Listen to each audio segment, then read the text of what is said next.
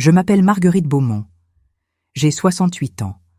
Je vis seule dans un appartement du 16e arrondissement de Paris, avenue Foch, avec vue sur l'Arc de Triomphe. Certains diraient que j'ai réussi ma vie. Patrimoine de plusieurs millions d'euros, 18 propriétés immobilières entre Paris, Lyon et Nice. Une retraite confortable après 35 ans de travail acharné dans l'investissement immobilier. Mais ce soir d'octobre, assise dans mon fauteuil en velours vert mousse, regardant la lumière dorée de l'automne traverser les rideaux en lin de ma fenêtre art déco, je me sentais comme la femme la plus pauvre du monde. Mon téléphone portable était encore chaud dans ma main. Je tremblais. Pas de froid. L'appartement était parfaitement chauffé, mais de quelque chose de bien plus profond. Une douleur que je n'avais jamais ressentie, même quand mon mari est mort il y a 23 ans. Parce que ce soir, ma fille unique, Céline, venait de me crier dessus au téléphone. Et pas n'importe comment. Laissez-moi vous raconter ce qui s'est passé, exactement comme ça s'est passé. Chaque mot, chaque silence. Parce que c'est dans ces détails que vous comprendrez pourquoi j'ai fait ce que j'ai fait ensuite. Il était 18h47. Je m'en souviens parfaitement parce que j'avais regardé l'horloge murale de ma cuisine juste avant de composer le numéro de Céline. J'étais déjà habillée, un tailleur-pantalon gris anthracite, un foulard Hermès que Céline m'avait offert pour mes 65 ans, mes chaussures, Louboutin confortables. J'avais préparé une bouteille de Château Margaux 2015, un vin à 450 € que je gardais pour les occasions spéciales, parce que c'était une occasion spéciale. Céline m'avait invité à dîner chez elle et Mathieu, son mari, dans leur appartement de Neuilly-sur-Seine. Nous avions prévu ça il y a 3 semaines. Elle m'avait dit « Maman, viens dîner vendredi soir, on a quelque chose d'important à te dire. » J'avais imaginé 1000 choses. Peut-être qu'il voulait m'annoncer le sexe du bébé. Céline était enceinte de 5 mois. Ou peut-être que Mathieu avait enfin trouvé un emploi stable. Il avait perdu son poste dans une start-up technologique 6 mois plus tôt. Je composais son numéro en souriant, excitée comme une enfant. « Allô, ma chérie ? Je suis en train de partir. Je prends un taxi dans 5 minutes. J'ai apporté ce Bordeaux que tu adores. Tu sais, celui dont je t'avais parlé, le... Maman, n'y va pas. » Sa voix était si forte que j'ai dû éloigner le téléphone de mon oreille. Mon cœur a fait un bond dans ma poitrine. « Céline, qu'est-ce qui se passe? Tu vas bien? Le bébé va bien ?» Il y eut un silence, pas un silence paisible. Un silence lourd, électrique, rempli de quelque chose que je ne comprenais pas encore. « Le bébé va bien, » dit-elle enfin, mais sa voix était tendue, presque hystérique. « Mais toi, maman, toi, tu ne peux pas venir ce soir. » Je ne comprenais pas. Littéralement, mon cerveau n'arrivait pas à traiter l'information. Comment ça, je ne peux pas venir?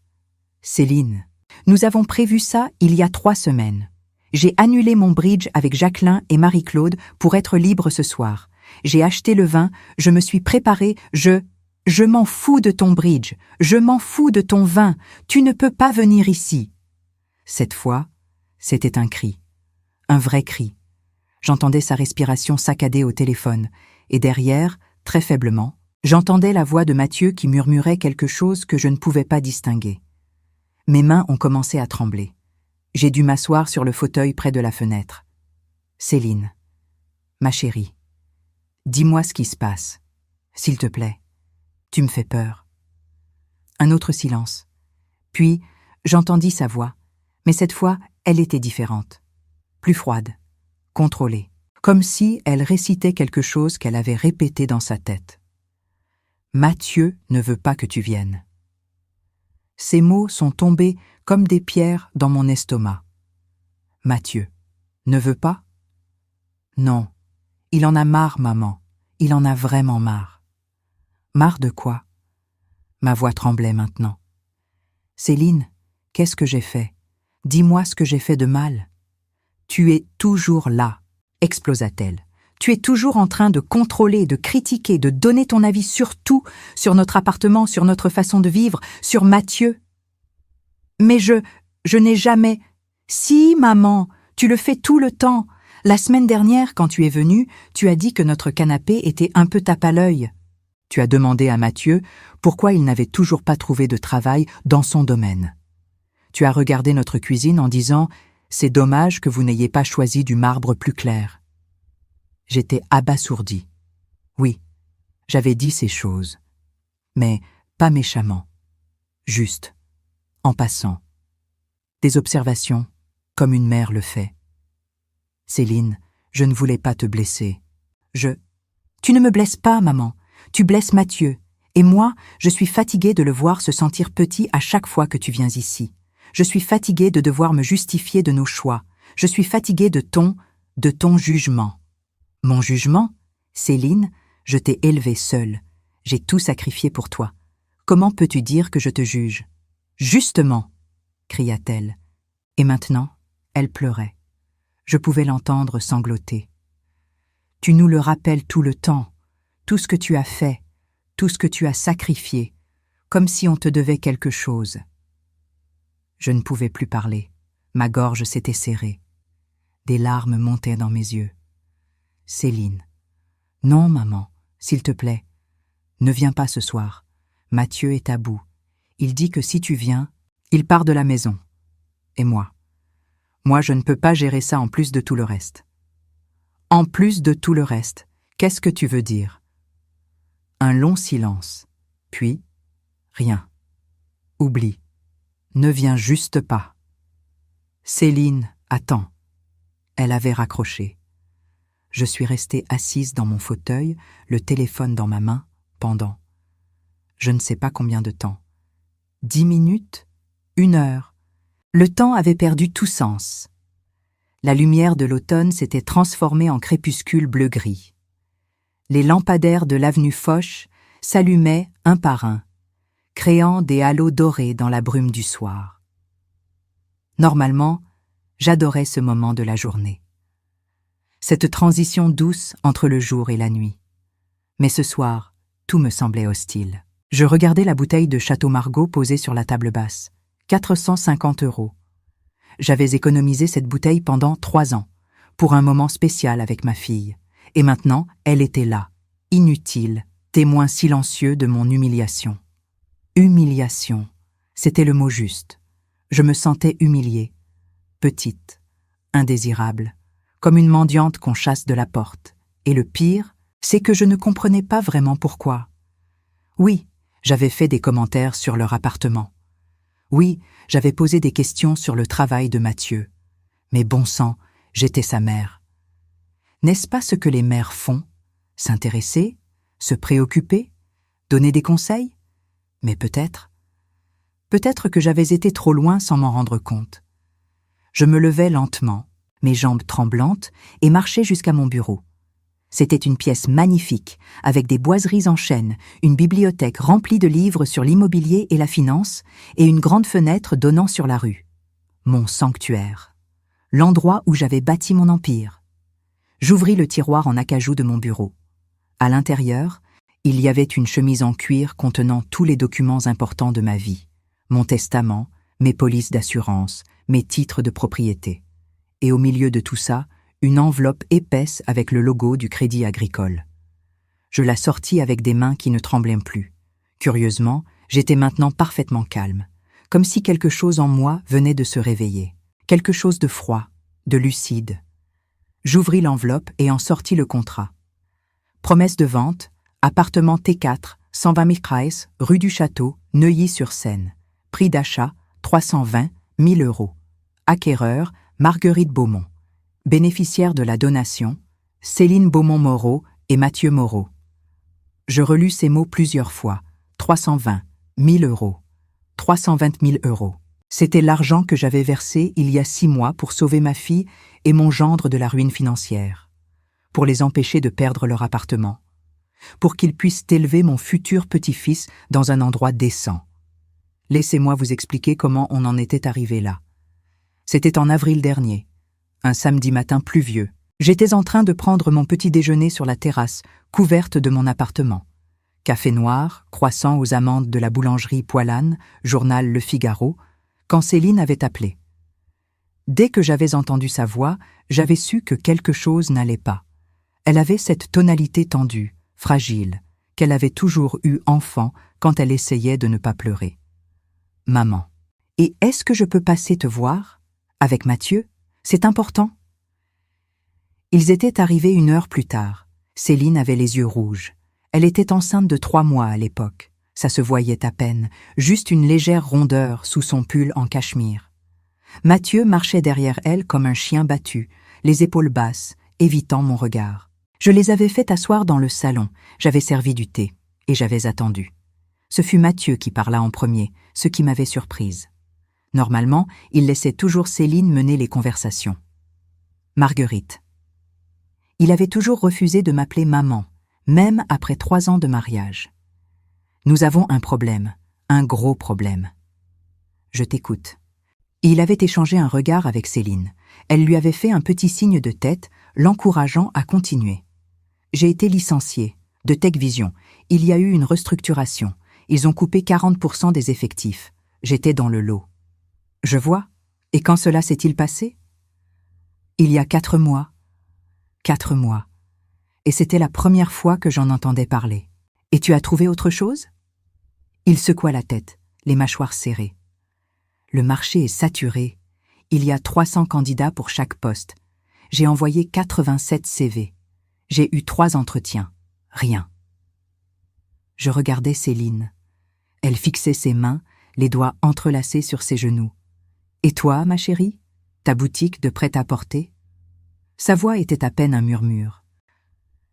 Elle ne marche pas bien, maman. Les gens achètent en ligne maintenant. Je perds de l'argent chaque mois. Combien? 2 000 € par mois. Depuis 8 mois. Mon Dieu. 16 000 € de pertes. Et elle ne m'avait rien dit. Et vos économies? Mathieu émit un rire amer. Quelles économies? On a tout dépensé dans les traitements de fertilité avant que Céline tombe enceinte naturellement. 32 000 € en 2 ans. Je me souvenais. Les FIV, les hormones, les fausses couches. Céline avait tellement souffert. Donc, laissez-moi résumer, dis-je calmement, même si mon cœur battait vite. Pas de revenus stables, des pertes mensuelles et un bébé qui arrive dans 6 mois. « Ce n'est pas tout, » murmura Céline. Et là, elle fondit en larmes. « Maman, la banque va saisir l'appartement. »« Quoi ? On a 3 mois de retard sur le crédit immobilier. Ils nous ont envoyé une mise en demeure. Si on ne paie pas 18 000 € dans les 2 mois, ils lancent la procédure d'expulsion. » J'avais senti mon estomac se nouer. 18 000 € pour les arriérés. Et le total de votre crédit? Mathieu avait sorti une feuille de papier de sa poche, froissée, couverte de chiffres griffonnés. On doit encore 340 000 € à la banque. On avait donné 60 000 € d'apport il y a 4 ans, mais avec les intérêts. Sa voix se brisa. Marguerite, on va tout perdre. Et avec un bébé en route, on va finir où? Dans un studio de 30 mètres carrés en banlieue lointaine? Céline sanglotait maintenant. Je suis tellement désolée, maman. Je sais qu'on a merdé. Je sais qu'on aurait dû mieux gérer. Mais je ne sais plus quoi faire. J'ai tellement peur. Je m'étais levée. J'avais marché jusqu'à la fenêtre. Dehors, il pleuvait toujours.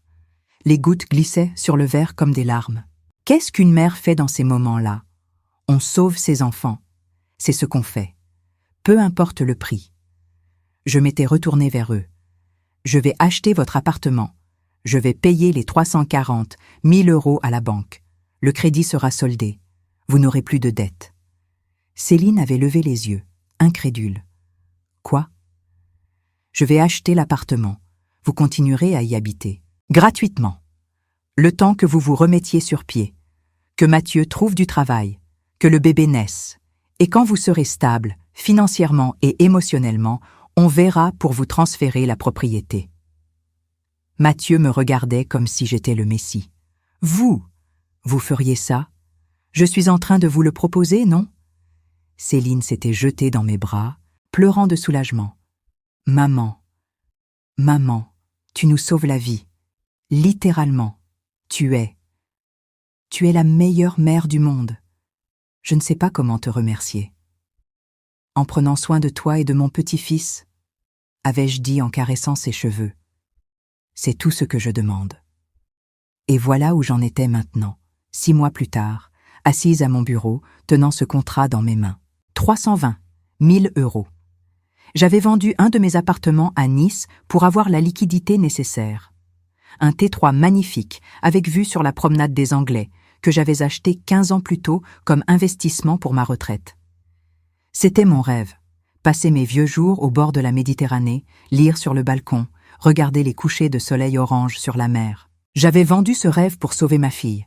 Et ce soir, elle venait de me crier dessus au téléphone. Elle m'avait traité de contrôlante, de critique, de juge. Elle m'avait dit de ne pas venir chez elle parce que son mari, cet homme que j'avais sauvé de la faillite, ne voulait pas me voir. Je relus le contrat encore une fois. Spécifiquement la date en bas de la 2e page. Signature définitive et enregistrement au bureau du notaire. Mardi 24 octobre 2023, 10 heures, étude de maître Françoise Dubois, 12 rue de Presbourg, 705 016, Paris. Mardi prochain, dans 5 jours. Après cette signature, l'appartement leur appartiendrait légalement. Ils pourraient me mettre dehors de leur vie et garder les 320 000 euros que j'avais investis pour eux. Mais jusqu'à cette signature. Techniquement, légalement, l'appartement était toujours à moi. J'avais payé la banque. La dette était à mon nom. Le titre de propriété portait mon nom en attendant le transfert. Je pouvais encore annuler. Cette pensée me traversa l'esprit comme un éclair. Froide, claire, presque violente dans sa simplicité. Je pouvais annuler. Je regardais l'horloge. 19h34. Le cabinet de maître Dubois était fermé, évidemment. Mais j'avais son numéro de portable. Nous nous connaissions depuis 22 ans. Elle avait géré toutes mes transactions immobilières. Ma main tremblait légèrement quand je composais son numéro. Mais ce n'était plus de la tristesse. C'était autre chose. De l'adrénaline, peut-être. Ou de la colère. Ou les deux. Allô ? Sa voix était surprise. Marguerite ? Un problème ? Bonsoir, Françoise. Désolée de vous déranger un vendredi soir. Pas de souci, vous m'inquiétez. Que se passe-t-il ? Je pris une grande inspiration. L'appartement de Neuilly, celui de ma fille. Je veux annuler le transfert de propriété. Silence. Puis, pardon ? Vous m'avez bien entendu. Je ne veux plus transférer la propriété à Céline et Mathieu. Je veux que l'appartement reste enregistré à mon nom. Définitivement. Marguerite ? Sa voix était prudente maintenant. Nous sommes à 5 jours de la signature. Tout est prêt. Les documents sont préparés. Votre fille et votre gendre comptent sur... Je sais tout ça, la coupai-je. Mais j'ai changé d'avis. Ai-je légalement le droit de le faire ? Un autre silence. Je l'entendais respirer, réfléchir. Techniquement, oui. Le compromis de vente que vous avez signé n'incluait pas de clause pénale d'engagement irrévocable bilatéral. Vous pouvez vous rétracter jusqu'au moment de la signature définitive. Mais Marguerite, puis-je vous demander ce qui s'est passé ? Des raisons personnelles. Je comprends. Et souhaitez-vous que j'envoie une notification officielle à Céline et Mathieu ? Oui, une notification de rétractation. Et... Je fermai les yeux. Ce que j'allais dire maintenant était le point de non-retour. Et une notification d'éviction. Délai légal de 30 jours. Marguerite. Sa voix était choquée maintenant. Vous voulez les expulser ? Votre propre fille, qui est enceinte de 5 mois. Oui. Mais pourquoi ? Qu'est-ce qui a pu se passer pour que vous en arriviez là ? Je sentis ma gorge se serrer. Parce que ce soir, Françoise, ma fille m'a crié dessus au téléphone et m'a dit que je n'étais pas la bienvenue chez elle, dans l'appartement que j'ai payé 320 000 euros, pour les sauver. Oh, Marguerite. Ne me faites pas de morale, s'il vous plaît. Dites-moi juste si c'est légalement possible. Un long soupir. C'est possible, mais je dois vous avertir. Cela va créer une rupture familiale probablement irréparable. La rupture est déjà là, Françoise. Je ne fais que la formaliser. D'accord. Je prépare les documents dès lundi matin. Envoi par courrier recommandé avec accusé de réception. Ils recevront la notification mardi au plus tard. Merci. Marguerite. Prenez soin de vous, s'il vous plaît. Vous aussi, Françoise, bonne soirée. Je raccrochais. Je restais assise à mon bureau pendant une longue minute, regardant le téléphone. Une partie de moi, la mère, l'éternelle protectrice, hurlait que j'étais en train de faire une terrible erreur, que j'allais regretter ça, que j'allais perdre ma fille pour toujours. Mais une autre partie, celle qui avait survécu à la mort de son mari, qui avait élevé une fille seule, qui avait bâti un empire immobilier dans un monde d'hommes, cette partie savait exactement ce qu'elle faisait. J'enseignais une leçon. Non, c'était plus que ça. Je protégeais ma dignité. Parce que voilà ce que j'avais réalisé dans les minutes qui avaient suivi ce coup de téléphone. L'amour sans respect n'est pas de l'amour, c'est de l'exploitation. Et j'avais laissé ma fille m'exploiter parce que j'avais peur de la perdre. Mais en acceptant d'être traitée comme une distributrice automatique de billets, utile mais encombrante, je l'avais déjà perdue. Je vivais juste dans le déni. Je me levai et marchai jusqu'à la cuisine. J'ouvris la bouteille de Château Margaux, celle que j'avais achetée pour le dîner qui n'aurait jamais lieu, et m'en servis un grand verre. Le vin était magnifique, robe rubis profonde, arôme de cassis, de tabac, de cuir. J'en bus une longue gorgée. 450 € la bouteille, et je la buvais seule, un vendredi soir, dans mon appartement vide. Mais je ne pleurais pas. Ce soir-là, je ne dormis presque pas. Je restais allongé dans mon lit, king size, trop grand pour une seule personne, regardant les ombres danser au plafond. Les phares des voitures qui passaient sur l'avenue Foch créaient des motifs éphémères de lumière. Je pensais à Céline, à la petite fille qu'elle avait été, au dimanche, au jardin du Luxembourg, où elle courait après les pigeons en riant, aux soirées où je l'aidais avec ses devoirs de mathématiques, même quand j'étais épuisée par ma journée de travail, à son diplôme de la Sorbonne, où elle m'avait remercié en pleurant devant tout le monde. Quand s'était-elle transformée en cette femme qui me criait dessus au téléphone? Ou peut-être que la vraie question était « Quand avais-je arrêté d'exiger le respect que je méritais ?» Parce que c'était aussi ma faute. Je le voyais maintenant. J'avais toujours été là, toujours prête à sauver, à payer, à sacrifier. Et en faisant ça, je lui avais appris que maman était invincible, inépuisable, qu'elle pouvait me traiter n'importe comment parce que maman comprendrait toujours. Maman pardonnerait toujours. Mais ce soir, j'avais décidé que ça suffisait. Le samedi passa dans une sorte de brume. Je ne sortis pas de l'appartement. Je ne répondis à aucun appel, pas que Céline ait essayé d'appeler, de toute façon.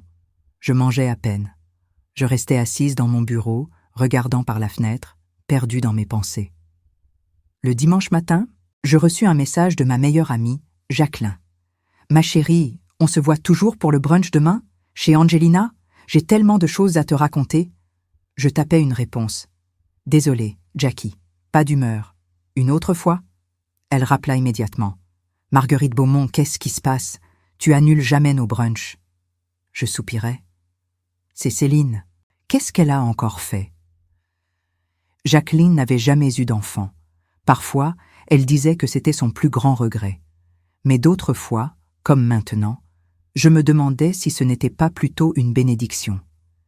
Elle m'a crié dessus vendredi soir. Elle m'a dit de ne pas venir chez elle parce que Mathieu en avait marre de moi. Quoi? Après tout ce que tu as fait pour eux? Exactement. Et qu'est-ce que tu vas faire? J'ai annulé le transfert de l'appartement. Je les expulse. Ils ont 30 jours. Silence. Puis, mon Dieu, Marguerite, tu es sérieuse? Oui. Bien. Bien. Bien. Il était temps que quelqu'un remette cette petite prétentieuse à sa place. Je ris malgré moi. Jackie. Quoi? C'est la vérité. Je t'aime, tu le sais, mais tu as toujours été trop molle avec elle. Le mardi matin arriva plus vite que je ne l'aurais cru possible. Je m'étais levée tôt, 6h30, comme d'habitude, et j'avais fait ma routine matinale avec une précision mécanique. Douche, café, toast avec confiture d'abricot, lecture du Figaro. Tout était normal, sauf que rien n'était normal. À 9h47, mon téléphone sonna. C'était Françoise Dubois. « C'est envoyé », dit-elle simplement. Le coursier vient de confirmer la livraison. Ils ont signé l'accusé de réception il y a 3 minutes. Mon cœur fit un bond. D'accord. Merci, Françoise. Marguerite. Vous êtes sûre de vous? Il n'est pas trop tard pour... Je suis sûre. Très bien. Je reste disponible si vous avez besoin de quoi que ce soit. Je raccrochais et regardais mon téléphone, comme s'il allait exploser d'une seconde à l'autre. Céline et Mathieu venaient de recevoir la notification. Ils étaient probablement en train de la lire en ce moment même. Je m'imaginais la scène. Mathieu ouvrant l'enveloppe officielle avec le logo du cabinet notarial, son visage devenant pâle en lisant les premiers mots. Notification de rétractation de promesse de vente. Puis, plus bas. Notification d'éviction avec délai légal de 30 jours. Céline lisant par-dessus son épaule. Son cri, ses larmes. Une partie de moi voulait appeler, expliquer, adoucir le coup. Mais je ne le fis pas. Parce que si j'appelais maintenant, tout ce que j'avais fait serait inutile. Je redeviendrais la mère qui cède, la mère qui pardonne avant même qu'on lui demande pardon, la mère qui accepte d'être traitée comme une moins que rien pourvu qu'on l'aime encore un peu. Non, cette fois, c'était différent. Le téléphone sonna à 10h23. C'était Céline. Je regardais son nom s'afficher sur l'écran. Mon cœur battait si fort que je pouvais l'entendre dans mes oreilles. Mais je ne répondis pas. Elle rappela. 1 fois, 2 fois, 10 fois. Je laissai sonner. Puis vint le premier message vocal. « Maman ». Sa voix était brisée, paniquée. « Maman, s'il te plaît, réponds. On a reçu une lettre. Ça dit que tu annules tout, que tu nous expulses. C'est une erreur, n'est-ce pas? Ça doit être une erreur. Rappelle-moi. S'il te plaît, je t'en supplie. » Puis un deuxième. « Maman, c'est pas possible que tu fasses ça. Pas maintenant. Je suis enceinte. On n'a nulle part où aller. Rappelle-moi. » Puis un troisième, plus calme mais plus terrifiant. « Maman, je sais que t'es en colère. Je sais que j'ai merdé vendredi. Mais s'il te plaît, on peut parler. En face à face, je vais venir chez toi. Je pars maintenant. S'il te plaît, sois là. » Je regardais ce dernier message avec une sensation étrange au creux de l'estomac. Céline allait venir. Ici, dans moins d'1 heure, probablement. Est-ce que j'étais prête pour ça? Je marchais jusqu'à la salle de bain et me regardais dans le miroir. J'avais 68 ans, mais les gens me donnaient souvent 5 ou 6 ans de moins. Cheveux gris argentés coupés au carré, toujours impeccablement coiffés. Peau encore relativement lisse, grâce à des décennies de crème solaire et de bons produits. Yeux bleu-gris qui avaient vu beaucoup de choses. Mais aujourd'hui, je voyais aussi quelque chose d'autre dans ses yeux. De la détermination, de la douleur. Et peut-être, juste peut-être, un soupçon de doute. Le doute, je le chassais immédiatement. Non. Je ne pouvais pas me permettre de douter maintenant. Céline arriva à 11h42. L'interphone bourdonna, et j'entendis sa voix haletante, comme si elle avait couru. « Maman, c'est moi. Laisse-moi monter, s'il te plaît. » J'appuyais sur le bouton sans répondre. 2 minutes plus tard, elle frappait à ma porte. 3 coups rapides, presque violents. J'ouvris. Elle était là, debout dans le couloir, vêtue d'un jean de maternité et d'un pull oversize. Ses cheveux étaient attachés en un chignon négligé. Pas de maquillage. Des cernes violettes sous les yeux. Son ventre de 5 mois était maintenant bien visible. Nous nous regardâmes pendant un long moment sans parler. Puis elle dit, d'une voix tremblante. « Pourquoi? Entre !» Elle entra dans l'appartement comme si elle marchait vers l'échafaud. Je refermai la porte derrière elle et la guidai vers le salon. « Assieds-toi. »« Je ne veux pas m'asseoir. Je veux savoir pourquoi tu fais ça. »« Je t'ai dit de t'asseoir, Céline. » Quelque chose dans mon ton dut la surprendre parce qu'elle obéit. Elle s'assit sur le canapé en cuir beige, les mains croisées sur son ventre, comme pour protéger le bébé. Je m'assis en face d'elle, dans le fauteuil près de la fenêtre. Mon fauteuil, celui où j'étais assise vendredi soir quand elle m'avait hurlé dessus. « Pourquoi je fais quoi, exactement ?» demandai-je calmement. « Pourquoi tu annules tout? Pourquoi tu nous expulses? Tu te rends compte de ce que tu es en train de faire? » « Parfaitement. Je récupère ce qui m'appartient. »« Ce qui... » Elle secoua la tête, incrédule. « Maman, tu avais dit que tu nous donnais l'appartement. » « Non. J'avais dit que je l'achetais et qu'on verrait plus tard pour le transfert. Je n'ai jamais parlé de donation. » Mais on pensait que ce que vous pensiez n'est pas ce qui a été dit, ni ce qui a été écrit dans le contrat. Elle me regardait comme si elle ne me reconnaissait pas. Qui es-tu? C'est pas ma mère qui parle. Ma mère ne ferait jamais ça. Ta mère a changé vendredi soir, au moment où tu lui as crié dessus au téléphone. Elle eut au moins la décence de rougir. Maman, j'étais stressée. Mathieu était dans tous ses états. Il avait eu une mauvaise journée au travail et... Stop. Quoi? Arrête! Arrête de faire comme si c'était la faute de Mathieu. Mais c'est toi qui m'as crié dessus. Ma voix résonna dans le salon, si forte que Céline sursauta. C'est toi qui m'as dit de ne pas venir. C'est toi qui m'as traitée de contrôlante. C'est toi qui m'as dit que ton mari en avait marre de moi. Pas lui. Toi. Des larmes commencèrent à couler sur ses joues. Je sais, maman, et je m'excuse. D'accord? Je m'excuse. J'aurais pas dû. Tu t'excuses parce que tu as peur de perdre l'appartement, pas parce que tu regrettes vraiment. Non, c'est pas vrai. Vraiment? Je me penchai en avant. Alors réponds-moi franchement. Si je n'avais pas annulé le transfert, est-ce que tu serais venu t'excuser? Est-ce que tu aurais même rappelé après vendredi soir? Silence. C'est bien ce que je pensais. Maman. Sa voix se brisa. S'il te plaît, on n'a nulle part où aller. On n'a pas d'argent pour louer autre chose. Mathieu vient juste de commencer son nouveau travail. Il gagne même pas 2 000 € par mois. Et moi, je peux plus travailler avec le bébé qui arrive. Vous auriez dû y penser avant. Avant quoi? Avant de te dire la vérité? Je ris. Un rire dur, sans joie. La vérité? Tu veux parler de vérité? D'accord. Voici la vérité, Céline. J'ai vendu mon appartement de Nice, celui où je rêvais de passer ma retraite. Pour vous. J'ai investi 320 000 € pour vous sauver. Et toi, tu m'as remercié en me traitant comme une merde. Je t'ai jamais traité comme... Si, tu l'as fait. À chaque fois que tu m'as dit de ne pas venir sans prévenir. À chaque fois que tu as levé les yeux au ciel quand je posais des questions. À chaque fois que tu as pris le parti de Mathieu contre moi. Elle pleurait ouvertement maintenant. Qu'est-ce que tu veux que je fasse? Dis-moi. Je veux que tu apprennes une leçon. Quelle leçon? Que l'amour d'une mère n'est pas un dû, que mon argent n'est pas un droit, et que si tu veux être traitée comme une adulte indépendante, alors vis comme une adulte indépendante. Mais le bébé?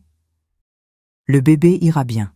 Vous trouverez un appartement, plus petit, moins cher, vous vous débrouillerez, comme tout le monde.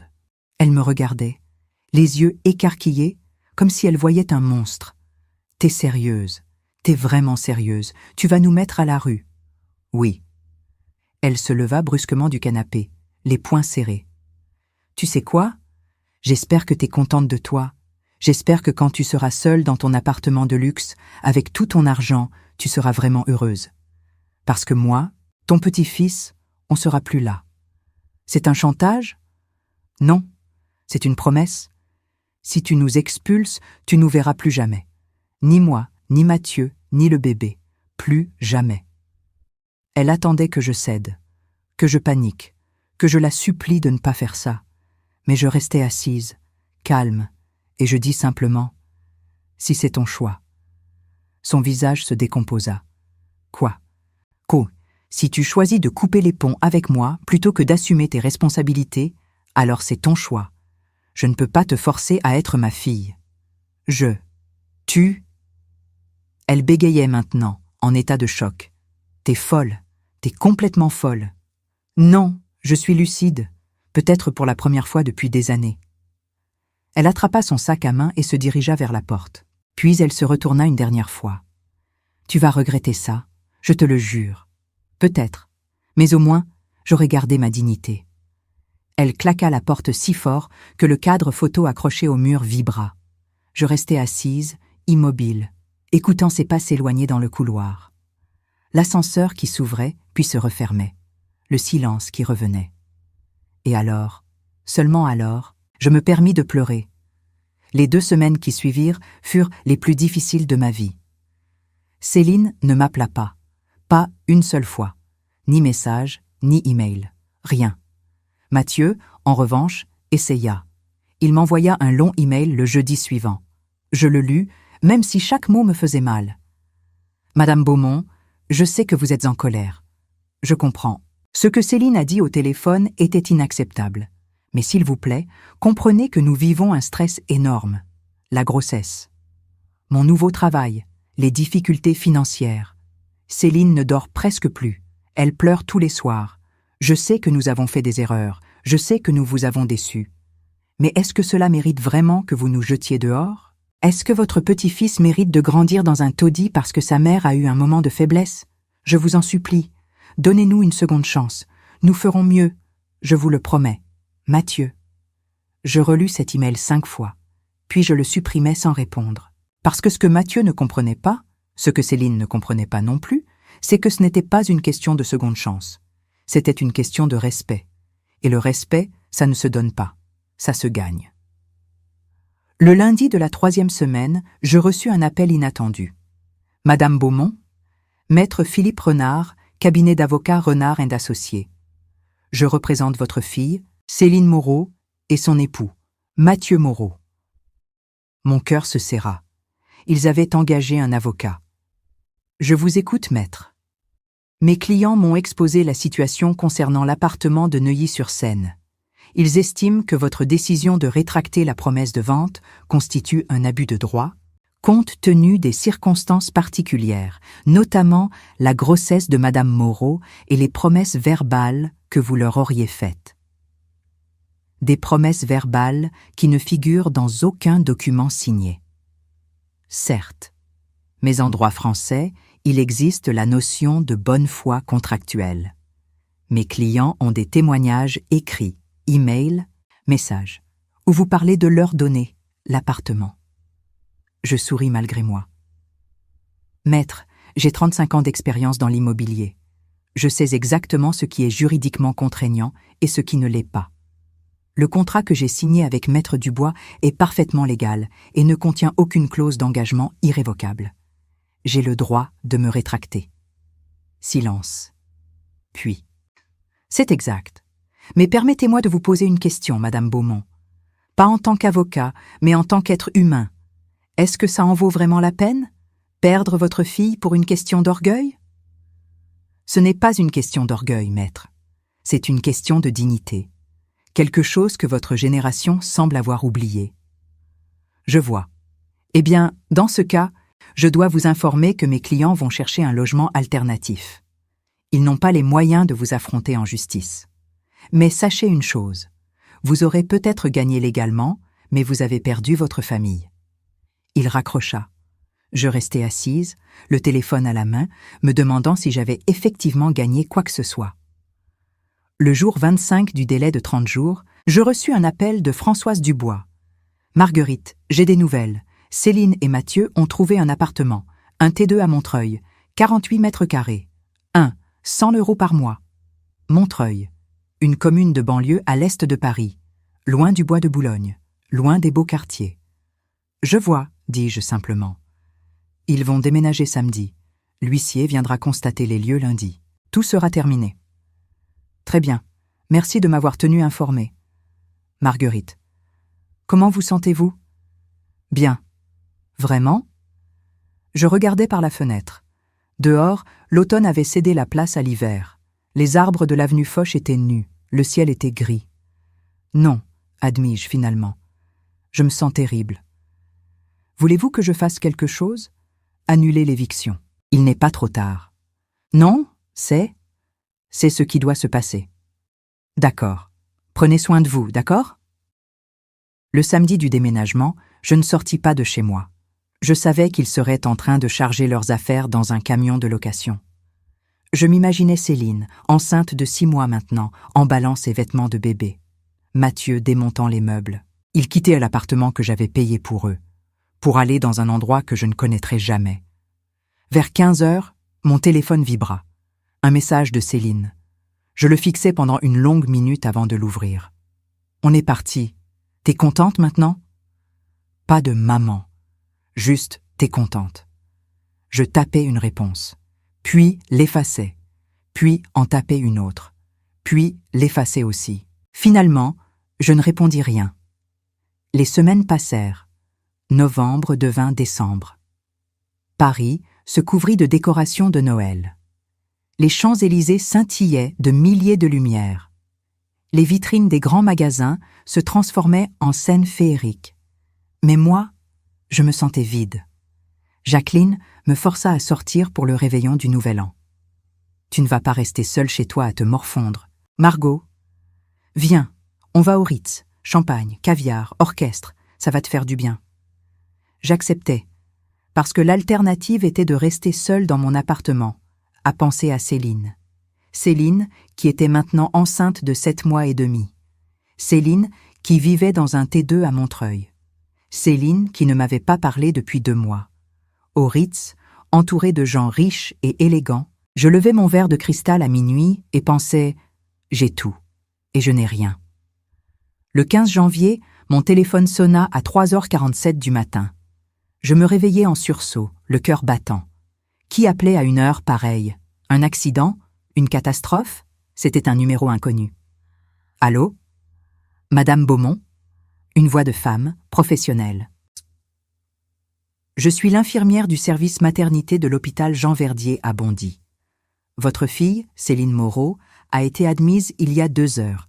Elle a accouché d'un petit garçon à 2h38. Mon monde s'arrêta. Elle va bien? Mère et bébé vont bien.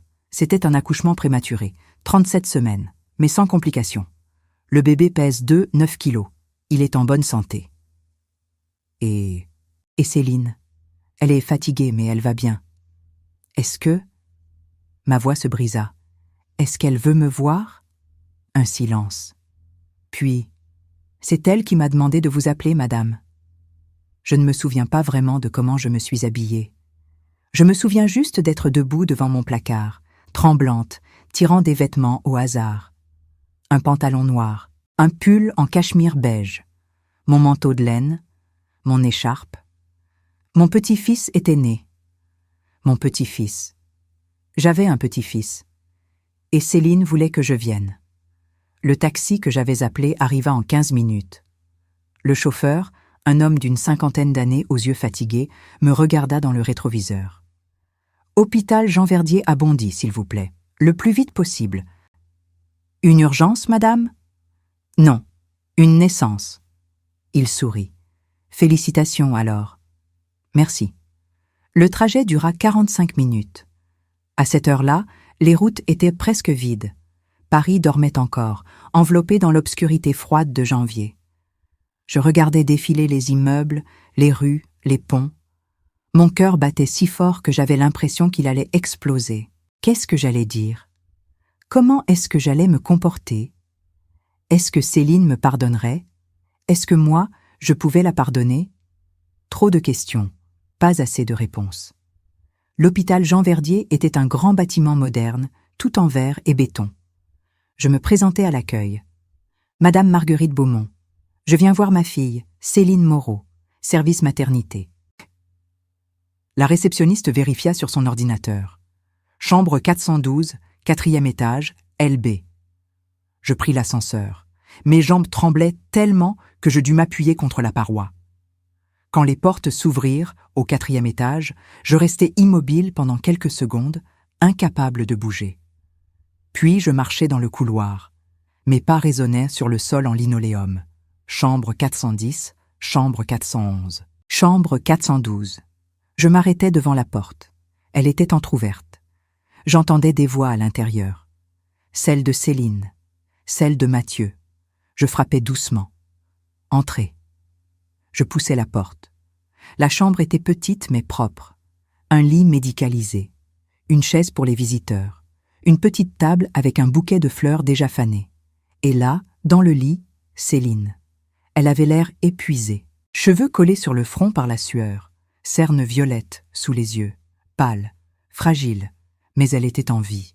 Et dans ses bras, enveloppé dans une petite couverture bleue, il y avait un bébé.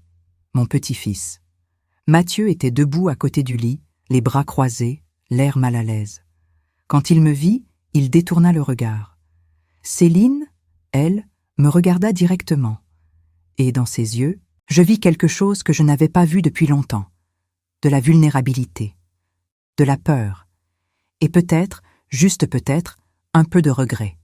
« Maman, dit-elle d'une voix faible, tu es venue. » Évidemment que je suis venue. Ma voix tremblait. « Tu as accouché. Tu vas bien ?»« Je vais bien. Il est arrivé 3 semaines en avance. Mais tout s'est bien passé. » Je m'approchais lentement du lit, comme si j'avais peur de la briser. Ou peut-être que c'était moi qui avais peur d'être brisée.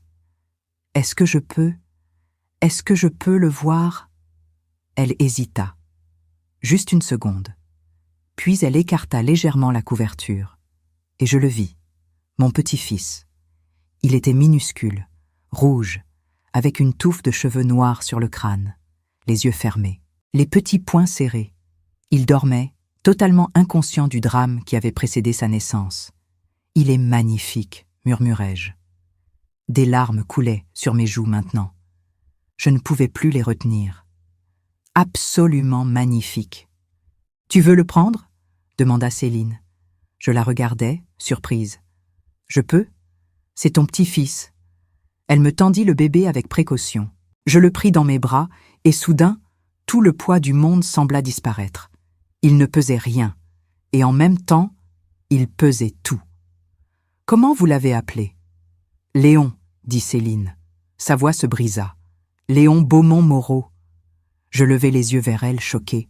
« Beaumont ?»« Oui, je voulais qu'il porte ton nom de famille, parce que tu es sa grand-mère, et parce que... » Elle s'arrêta, luttant pour trouver ses mots. « Parce que je suis désolée. » Le silence qui suivit était lourd. Mathieu regardait ses pieds. Céline me regardait, les yeux rouges. Désolée pourquoi, Céline ? Je devais l'entendre. J'avais besoin de l'entendre. Pour tout, pour t'avoir crié dessus, pour t'avoir traité comme si tu étais un problème, pour avoir oublié tout ce que tu as fait pour moi. Pour nous. Sa voix montait maintenant, entrecoupée de sanglots. Tu avais raison, maman. Je t'ai traité comme une merde et je n'ai aucune excuse. Je berçais doucement Léon dans mes bras, sentant son petit cœur battre contre moi. Et Mathieu ? Je le regardais. Qu'est-ce qu'il en pense ? Il releva enfin la tête. Ses yeux étaient rouges aussi. Madame Beaumont. Je vous dois des excuses, les plus grandes excuses. J'ai été lâche. J'ai laissé ma fierté, ma honte de ne pas pouvoir subvenir aux besoins de ma famille, se transformer en ressentiment contre vous. Et j'ai entraîné Céline dans ça. Tu ne m'as pas entraînée, dit Céline. C'est moi qui ai choisi. Tu m'as peut-être influencée, mais c'est moi qui ai décroché ce téléphone et qui ai dit ces horreurs. Je m'assis lentement sur la chaise près du lit, tenant toujours Léon. Vous savez ce qui m'a le plus fait mal ? Ce n'étaient pas les mots, c'était le fait que vous pensiez que mon amour était acquis, que peu importe comment vous me traitiez, je serais toujours là à ramasser les morceaux. On s'est trompé, dit Mathieu. Complètement trompé. Ces 3 derniers mois ont été les pires de ma vie, continua Céline. Pas seulement à cause de l'appartement, mais parce que tu me manquais, ma mère me manquait. Et je réalisais chaque jour à quel point j'avais été stupide, à quel point je t'avais prise pour acquise. Comment vous vous en sortez ? Demandai-je. Financièrement, pratiquement. Céline et Mathieu échangèrent un regard. C'est difficile, admit Mathieu. L'appartement de Montreuil est petit, vraiment petit. On a dû vendre presque tous nos meubles parce qu'ils ne rentraient pas. Mais... Il prit une grande inspiration. Mais on y arrive. Je travaille comme gestionnaire de maintenance dans un hôtel. 400 € par mois. Céline a fermé sa boutique. Elle va reprendre un travail à temps partiel après son congé maternité. Et vous avez fait un budget ? Oui, pour la première fois de notre vie. Céline eut un petit rire sans joie. On a une feuille Excel avec toutes nos dépenses. Loyer, nourriture, transport, couches, tout. On économise même 150 € par mois. 150 €? Je sais, c'est ridicule comparé à ce qu'on avait avant. Mais c'est à nous. On ne doit rien à personne. Il y avait quelque chose de différent dans sa voix. De la fierté, peut-être. Ou de la maturité. « Vous commencez à comprendre, dis-je doucement. Quoi ? Ce que je voulais vous apprendre. Céline me regardait intensément maintenant. C'était ça ? C'était une leçon ? Pas seulement une leçon, Céline. C'était une question de survie. La tienne et la mienne. Comment ça ? Je regardais Léon qui dormait paisiblement dans mes bras. Si innocent, si pur. Sans savoir que sa naissance était le résultat de tant de douleurs. Parce que si j'avais continué à te sauver, encore et encore, sans jamais exiger le respect que je méritais, je t'aurais détruite. Et moi aussi. Détruite ? Oui. Je t'aurais transformée en une femme dépendante, incapable de se débrouiller seule, qui attend toujours que maman règle les problèmes. Et moi, je serais devenue une mère amère, qui donne tout et ne reçoit que du mépris en retour. Mathieu s'assit sur le bord du lit, à côté de Céline.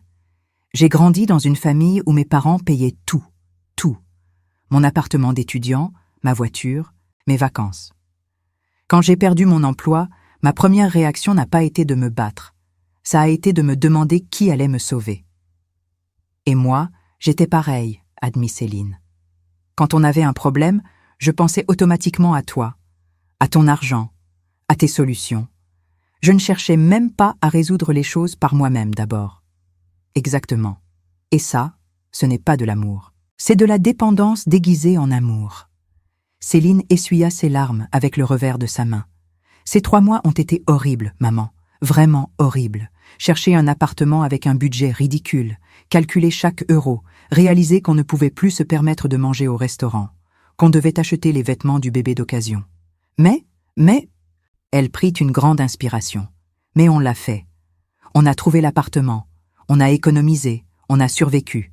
Et maintenant, quand je regarde notre petit T2 à Montreuil, je me dis, c'est à nous, vraiment à nous. Personne ne peut nous le reprendre. Et ça te rend fière ? Oui. Pour la première fois de ma vie, je suis fière de quelque chose que j'ai construit moi-même, sans ton aide. J'embrassai doucement le front de Léon. Il sentait cette odeur unique des nouveau-nés, un mélange de lait et de douceur pure. C'était ça, le but, dis-je. Pas de te punir, mais de te libérer. Nous restâmes silencieux pendant un moment. Juste 3 adultes et un bébé dans une petite chambre d'hôpital, essayant de comprendre comment reconstruire ce qui avait été brisé. Finalement, ce fut Mathieu qui parla. « Madame Beaumont, est-ce que vous accepteriez de… » Il s'arrêta, cherchant ses mots. « De quoi ? » « De faire partie de la vie de Léon. Pas financièrement, juste, comme sa grand-mère. »« Et vous, Céline ?» Je la regardais. « C'est ce que tu veux aussi ? » ?»« Plus que tout, maman. Mais je comprends si tu ne peux pas, si tu as trop souffert. » Je regardais à nouveau le bébé dans mes bras. Ce petit être qui représentait une nouvelle chance, une nouvelle génération, un nouveau départ. « Je veux être dans sa vie, dis-je, mais avec des règles. »« Quelles règles ?» demanda Céline. « Règle numéro 1, je ne suis pas une banque. Si vous avez des problèmes financiers, vous les réglez vous-même d'abord. Si vous ne pouvez vraiment pas, et seulement dans ce cas, vous m'en parlez. Mais l'argent ne sera jamais un cadeau. Ce sera un prêt, avec contrat. » Mathieu hocha la tête. « D'accord. » Règle numéro 2, respect mutuel. Je ne critique pas vos choix de vie. Vous ne critiquez pas les miens. On est tous des adultes. D'accord, dit Céline. Règle numéro 3, si jamais l'un de vous me parle comme tu m'as parlé ce soir de vendredi en octobre, c'est fini. Immédiatement. Je ne donnerai pas de deuxième chance. Céline déglutit. Je comprends. Et règle numéro 4, je veux voir Léon. Régulièrement. Pas tous les jours, je ne suis pas envahissante, mais une fois par semaine, chez vous, chez moi, au parc, peu importe. Mais je veux être sa grand-mère. Vraiment. C'est tout ce qu'on veut, maman, dit Céline, les larmes coulant à nouveau. C'est tout ce qu'on veut. Je regardais Léon. Il avait ouvert les yeux maintenant. De grands yeux bleus qui me fixaient avec cette innocence absolue que seuls les bébés possèdent. « Bonjour, mon petit, murmurai-je. Je suis ta grand-mère, et je vais t'aimer de tout mon cœur. Mais je vais aussi t'apprendre quelque chose d'important. Je vais t'apprendre que l'amour et le respect vont ensemble, qu'on ne peut pas avoir l'un sans l'autre. » Je restai à l'hôpital jusqu'à 9 heures du matin. On parla. De tout. Du passé, du présent, de l'avenir. Ce ne fut pas facile. Il y eut des moments tendus, des reproches, des larmes. Mais à la fin, il y eut aussi quelque chose qui ressemblait à un début de guérison. Avant de partir, je sortis quelque chose de mon sac à main. Une enveloppe. « Qu'est-ce que c'est » demanda Céline. « Ouvre. » Elle ouvrit l'enveloppe. À l'intérieur, il y avait un chèque de 5 000 €. « Maman, non, on ne peut pas. »« Ce n'est pas pour vous. C'est pour Léon, pour son compte d'épargne. Vous ouvrez un livret A à son nom, vous y déposez ce chèque, et chaque année pour son anniversaire, j'ajouterai 2 000 €. Mais personne, ni vous, ni moi, ne touche à cet argent avant ses 18 ans. C'est pour ses études. » Mathieu regardait le chèque, les yeux écarquillés. « Madame Beaumont, je ne sais pas quoi dire. Dis juste que tu vas en prendre soin, de ce bébé et de ma fille. »« Je vous le promets. » Je me levai pour partir. Céline attrapa ma main. « Maman ? » ?»« Oui ? » ?»« Est-ce que tu as vendu l'appartement de Neuilly ? » ?»« Ah, voilà, la question que j'attendais. »« Oui. » Je vis son visage se décomposer légèrement. Elle avait peut-être gardé un espoir secret que je le lui rende un jour. Pour combien ? 380 000 €. J'ai fait 60. 0 € de profit sur les 6 mois. Oh ! Mais avant que tu demandes, non, je ne vais pas vous le donner. Je n'allais pas. Si, tu allais. Et c'est normal. Mais écoute-moi bien. Cet argent va dans un compte bloqué pour Léon. Pas pour ses études, ça, c'est le livret A. Mais pour quand il aura 25 ans. Pour qu'il puisse acheter son premier appartement, ou démarrer son entreprise, ou faire ce qu'il veut, mais avec une condition. Laquelle ? Il devra me promettre de ne jamais, au grand jamais, traiter ses parents comme tu m'as traité. Céline éclata en sanglots. « Maman. »« Chut, c'est bon, tout va bien. On recommence à 0, d'accord ? » ?»« D'accord. » Je l'embrassai sur le front, puis Mathieu sur la joue. Puis Léon une dernière fois. « Reposez-vous. Je reviendrai demain avec des vraies fleurs et des croissants de chez Poilane. »« Maman ? » ?»« Oui ? » ?»« Je t'aime. » Ces 3 mots que je n'avais pas entendus depuis des mois. Je t'aime aussi, ma chérie. Les mois qui suivirent furent étranges. Pas faciles, mais étranges. C'était comme si Céline et moi devions réapprendre à nous connaître, à exister l'une avec l'autre sans les vieux schémas de dépendance et de ressentiment. Je tins ma promesse. Chaque mercredi après-midi, j'allais à Montreuil. Au début, c'était bizarre. L'appartement était si petit comparé à celui de Neuilly. 2 pièces, une cuisine minuscule, une salle de bain où on pouvait à peine se retourner. Mais c'était propre, organisé. Et surtout, il y avait quelque chose dans l'air que je n'avais jamais senti chez eux avant, de la fierté. Céline me montrait tout avec un enthousiasme presque enfantin. « Regarde, maman, on a trouvé cette étagère chez Emmaüs pour 15 €. Et ce tapis, c'était sur le Bon Coin, 30 €. Et les rideaux, je les ai cousus moi-même. Cousus elle-même. Ma fille, qui avait toujours payé des décorateurs d'intérieur, avait appris à coudre. Mathieu aussi avait changé. Il n'évitait plus mon regard. Il me parlait de son travail, le bon et le mauvais. Il me montrait ses fiches de paie avec une franchise brutale. Voilà ce qu'on gagne. C'est pas beaucoup, mais c'est honnête. Et Léon. Oh, Léon. Ce petit garçon devenait le centre de ma vie d'une manière que je n'avais pas anticipée.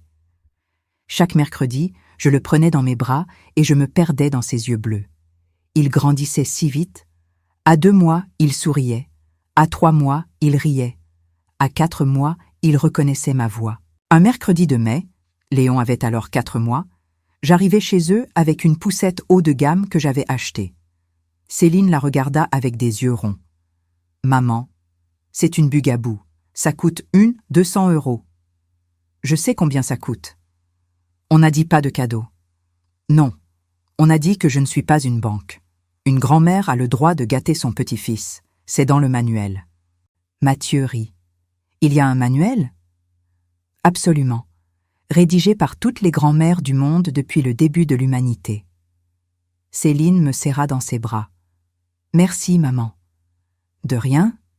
Et puis, mes genoux ne sont plus ce qu'ils étaient. Si je dois vous accompagner au parc, autant que le bébé soit confortablement installé. En juin, il y eut un incident. Un test, en quelque sorte. Céline m'appela un mardi soir. Sa voix était tendue. « Maman, j'ai besoin de te parler de quelque chose. » Mon cœur se serra. « Je t'écoute. » Mathieu a eu une opportunité, un poste de chef de maintenance dans un plus grand hôtel. 3. 200 € par mois. Mais il faut qu'il passe une formation de 2 semaines. Et la formation coûte 800 €. Je me raidis. Et vous n'avez pas l'argent? Non. On a économisé 900 € en 6 mois. Mais il nous en manque 900. Silence. Je sentais qu'elle attendait quelque chose de moi. Mais elle ne demandait pas directement. Elle testait les nouvelles règles. Et qu'est-ce que vous comptez faire? On a demandé à sa banque. Ils peuvent nous prêter 200 € à 5% d'intérêt sur 18 mois. Ça ferait 120 € par mois de remboursement. On peut se le permettre si on réduit nos dépenses ailleurs. C'est un bon plan. Tu penses? Oui, vous avez fait vos calculs. Vous avez évalué les options. Vous êtes capable de rembourser. C'est exactement ce que des adultes responsables font. Donc, tu ne vas pas nous aider? Cette question était chargée. Pas agressive, juste, curieuse, comme si elle cherchait vraiment à comprendre où était la ligne. Céline, laisse-moi te poser une question. Si je te donne les 900 €, qu'est-ce que ça t'apprend? Elle réfléchit. Que maman est toujours là pour rattraper. Exactement. Mais si vous prenez ce prêt, que vous le remboursez mois après mois, qu'est-ce que ça vous apprend? Qu'on est capable. Voilà. Vous êtes capable. Et c'est ça qui compte. D'accord. Merci, maman. De quoi? Je n'ai rien fait. Si, tu m'as aidé à comprendre. Mathieu obtint le poste. Son salaire augmenta. Ils remboursèrent le prêt en 16 mois au lieu de 18. Et chaque fois que je les voyais, je voyais 2 personnes qui grandissaient, qui mûrissaient. Un samedi d'octobre, presque un an jour pour jour après ce terrible coup de téléphone, Céline me proposa de venir dîner chez eux. Je faillis refuser. Les souvenirs étaient encore trop frais, mais elle insista. « Maman, s'il te plaît, on a préparé quelque chose de spécial. » J'acceptais, avec une certaine appréhension. Quand j'arrivais, l'appartement sentait bon. Un rôti de bœuf mijotait dans le four. La table était mise avec soin. Rien de luxueux, mais joli. Léon, maintenant âgé de 9 mois, babillait dans son parc. Nous nous assîmes pour dîner. Le repas était simple mais délicieux. Nous parlâmes de tout et de rien. De la météo, des premiers pas de Léon, du nouveau projet de Mathieu au travail. Puis, au dessert, une tarte aux pommes maison.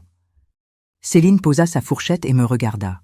« Maman, il y a 1 an aujourd'hui, je t'ai appelé et je t'ai crié dessus. » Le silence tomba sur la table. « Je sais, » dis-je doucement. « Je voulais te dire quelque chose, en face, pas par téléphone. Je t'écoute. Je suis désolée, vraiment, profondément désolée, pas juste pour ce soir-là, mais pour des années de prendre tout pour acquis, de te traiter comme si ton amour, ton argent, ton temps étaient des droits et non des cadeaux. » Mathieu prit le relais. Et moi aussi, je me suis comportée comme un enfant. Un homme qui ne pouvait pas assumer ses responsabilités et qui s'en prenait à celles qui nous aidaient. C'était pathétique. Ce n'est pas, commençai-je. Si, coupa Céline. C'était pathétique. Et tu as eu le courage de nous le montrer, de nous forcer à grandir. Et aujourd'hui? Elle regarda autour d'elle, vers leur petit appartement. Aujourd'hui, on n'a pas grand-chose. Mais ce qu'on a, on l'a gagné. Et ça vaut tout l'or du monde. Je sentis ma gorge se serrer. Vous savez ce qui me rend le plus fière? Quoi? Ce n'est pas que vous ayez un appartement ou de l'argent de côté. C'est que quand Léon vous regarde, il voit deux parents forts, deux parents qui se battent, qui assument, qui ne rejettent pas la faute sur les autres. Céline essuya une larme. « Tu penses qu'on fait du bon boulot ? Je pense que vous faites un excellent boulot. » Après le dîner, je restais pour aider à ranger. Mathieu donna le bain à Léon pendant que Céline et moi faisions la vaisselle côte à côte dans la minuscule cuisine. « Maman ? Oui ? Tu as des regrets d'avoir fait ce que tu as fait ? » Je réfléchis honnêtement. Des regrets ? Non. De la tristesse pour la douleur que ça a causée ? Oui. Mais des regrets ? Non. Parce que regarde où nous sommes maintenant. Regarde qui tu es devenue. Qui suis-je devenue ? Une femme forte, indépendante, une mère, une vraie. Elle s'appuya contre moi. Je t'aime, maman. Je t'aime aussi, ma chérie. Aujourd'hui, 2 ans ont passé depuis ce terrible coup de téléphone d'octobre. Léon a maintenant 2 ans et 3 mois. Il court partout. Il parle. Il m'appelle « mamie », avec cet accent adorable que seuls les tout-petits maîtrisent. Céline et Mathieu vivent toujours dans leur T2 à Montreuil. Ils auraient pu déménager. Avec le salaire amélioré de Mathieu et le retour de Céline au travail à temps partiel, ils pourraient se permettre un 3 pièces. Mais ils ont décidé de rester. « On économise pour la mise de fonds d'un appartement qu'on achètera nous-mêmes », m'a expliqué Céline. « Dans 3 ou 4 ans. » Eux-mêmes. Ces mots me remplissent de fierté chaque fois que je les entends. La semaine dernière, quelque chose d'inattendu s'est produit. J'étais chez eux pour notre mercredi habituel. Léon jouait avec ses cubes pendant que Céline préparait du thé. Mathieu était au travail. « Maman, j'ai quelque chose à te montrer. » Elle sortit un dossier. À l'intérieur, des relevés bancaires, des tableaux, des calculs. On a économisé 28 000 €. Je la regardais, stupéfaite. 28 000 € en 2 ans ? En 2 ans et 3 mois. Mathieu a eu 2 augmentations. Moi, je travaille 28 heures par semaine maintenant. On met de côté entre 700 et 900 € par mois. Céline, c'est incroyable. Et on a calculé, dans 3 ans, on aura environ 60 000 €. Assez pour un apport de 20% sur un appartement de 300 000 €. Un T3 correct. Peut-être pas à Paris, mais en proche banlieue. Je ne savais pas quoi dire. Cette femme devant moi, ma fille, était si différente de celle qui m'avait supplié de la sauver il y a 2 ans. Je suis incroyablement fière de toi. C'est toi qui m'as appris. Non, je t'ai juste forcé à te réveiller. C'est toi qui as fait le reste. Elle s'assit à côté de moi. Tu sais ce qui est drôle ? Quoi ? Il y a 2 ans, quand tu m'as enlevé l'appartement de Neuilly, j'ai pensé que tu m'avais tout pris. Mais en réalité, tu m'as tout donné. Comment ça ? Tu m'as donné ma dignité, ma force, ma capacité à me débrouiller seule. Et aujourd'hui, quand je regarde Léon, je me dis, je veux qu'il apprenne ça aussi. Je veux qu'il sache que l'amour ne signifie pas tout donner sans limite. Ça signifie donner avec respect. Des 2 côtés. Le mois dernier, pour l'anniversaire de mes 70 ans, Céline et Mathieu m'ont organisé une petite fête. Juste nous 4, eux, Léon et moi, dans leur appartement. Ils avaient cuisiné un repas entier. Entrée, plat, dessert. Ils avaient accroché des guirlandes. Léon m'avait fait un dessin. Enfin, des gribouillis colorés, mais pour moi, c'était un chef-d'œuvre. À la fin du repas, ils m'ont donné un cadeau, une enveloppe. À l'intérieur, il y avait une carte faite main. Et sur la carte, ces mots « Chère maman, mamie, tu nous as sauvés en nous laissant tomber. Tu nous as aimés en disant non. Tu nous as appris que le respect est aussi important que l'amour. Et pour ça, on te sera éternellement reconnaissant. Avec tout notre amour, Céline, Mathieu et Léon. » Sous la carte, il y avait quelque chose d'autre. Un chèque de 1 000 €. « Qu'est-ce que c'est ?» demandai-je, confuse. « Tu te souviens, dit Mathieu, quand tu es venu à l'hôpital le jour de la naissance de Léon, tu nous as donné 5 000 € pour son livret A. » « Oui, et alors ?»« Alors, on a décidé qu'on voulait contribuer aussi. On a mis 1 000 € de plus sur son compte, parce qu'on veut qu'il sache que ses parents aussi ont travaillé pour son avenir, pas seulement sa grand-mère. Je restais sans voix. Des larmes coulaient sur mes joues, mais cette fois, c'était des larmes de joie. Vous êtes extraordinaire. Non, dit Céline. On est juste en train de devenir les adultes qu'on aurait toujours dû être. Ce soir, je suis assise dans mon appartement de l'avenue Foch, la même pièce où tout a commencé il y a 2 ans, la même fenêtre, la même vue sur Paris. Mais tout est différent, parce que maintenant, je ne suis plus une mère désespérée qui s'accroche à sa fille par peur de la perdre. Je suis une grand-mère aimée, respectée, qui a sa place dans une famille saine. Les gens me demandent parfois si je regrette d'avoir été aussi dure, si j'aurais pu faire autrement, si j'ai vraiment dû aller aussi loin. Et ma réponse est toujours la même. Oui. Oui, j'ai dû aller aussi loin. Parce que parfois, le plus grand amour qu'on peut donner à quelqu'un, c'est de les laisser tomber. Pas pour qu'ils se brisent, mais pour qu'ils apprennent à se relever seuls. La semaine prochaine, c'est l'anniversaire de Léon. 2 ans. Céline organise une fête dans leur appartement. Elle a invité quelques amis, quelques voisins. Elle m'a demandé de faire le gâteau. Ma spécialité, le fraisier.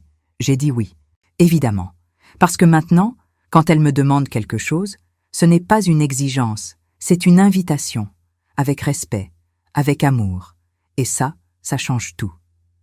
Conclusion, message final. Si vous êtes parent, écoutez-moi bien. Aimer vos enfants ne signifie pas tout leur donner. Ça signifie leur donner ce dont ils ont besoin pour devenir forts, indépendants, capables. Parfois, ça veut dire non, poser des limites, laisser tomber. Et si vous êtes enfant, même adulte, sachez ceci, vos parents ne vous doivent rien. Leur amour n'est pas un dû, c'est un cadeau, traitez-le comme tel. Le respect et l'amour doivent aller de pair. L'un sans l'autre, c'est juste de l'exploitation déguisée. J'ai 70 ans, j'ai fait beaucoup d'erreurs dans ma vie. Mais cette décision, annuler cet appartement, expulser ma fille, n'en fait pas partie. C'était la décision la plus difficile de ma vie. Mais c'était aussi la meilleure. Parce qu'aujourd'hui, j'ai une fille qui me respecte, un gendre qui me respecte, et un petit-fils qui grandira en sachant que l'amour, c'est plus que juste donner de l'argent. C'est donner du respect. C'est donner de la force. C'est donner la capacité de se tenir debout même quand tout s'écroule. Et ça n'a pas de prix. Si cette histoire vous a touché, si elle vous a fait réfléchir, si elle a résonné avec votre propre vie, s'il vous plaît, partagez-la. Partagez-la avec vos parents, avec vos enfants, avec ceux qui ont besoin d'entendre qu'il est possible de reconstruire, que les erreurs ne sont pas définitives, que l'amour peut survivre à la douleur. Et si vous voulez entendre d'autres histoires comme celle-ci, des histoires vraies, difficiles, mais pleines d'espoir, abonnez-vous à cette chaîne. Activez les notifications, parce que la vie est pleine de leçons. Et chaque leçon mérite d'être racontée. Merci de m'avoir écouté. Je suis Marguerite Beaumont. Et voici le prix de la dignité.